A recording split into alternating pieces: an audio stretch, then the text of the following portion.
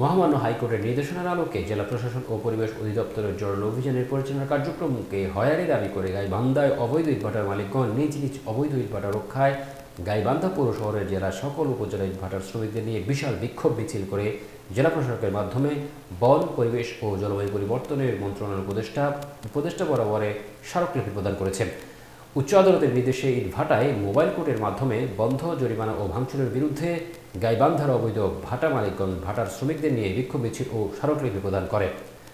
বাংলাদেশ ইট প্রস্তুতকারী মালিক সমিতি গাইবান্ধা জেলা শাখার ব্যানারে 11 মার্চ মঙ্গলবার গাইবান্ধা জেলার সব ইট ভাটার হাজার হাজার শ্রমিক ও মালিকরা জেলা শহরে বিক্ষোভ মিছিল করে জেলা প্রশাসকের কার্যালয়ে গিয়ে বন, পরিবেশ ও জলবায়ু পরিবর্তন মন্ত্রণালয়ের উপদেষ্টা বরাবরে জেলা প্রশাসকের মাধ্যমে স্মারকলিপি প্রদান করেন।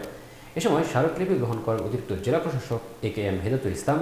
স্মারকলিপি প্রদান পূর্ব জেলা প্রশাসক কার্যালয় চত্বরে সমাবেশে বক্তব্য দেন মেসার্স AVD ব্রিক্সের স্বত্বাধিকারী আক্তার আমিন বাবলা, ফ্রেন্ডস ব্রিক্সের স্বত্বাধিকারী খাদিমুল ইসলাম জুয়েল, MSB ব্রিক্সের স্বত্বাধিকারী নওশের আলম ও আনোয়ারুল কাদের ফুলমিয়া সহ অন্যান্যরা।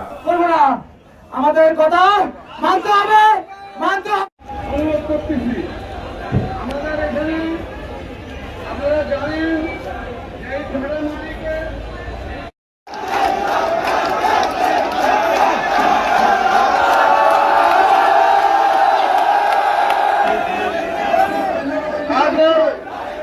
আইন কানুন আছে। আমরা সরকারি কর্মচারী হিসেবে এবং রাষ্ট্রের নাগরিক হিসেবে কেউ এই আইনের বাইরে না।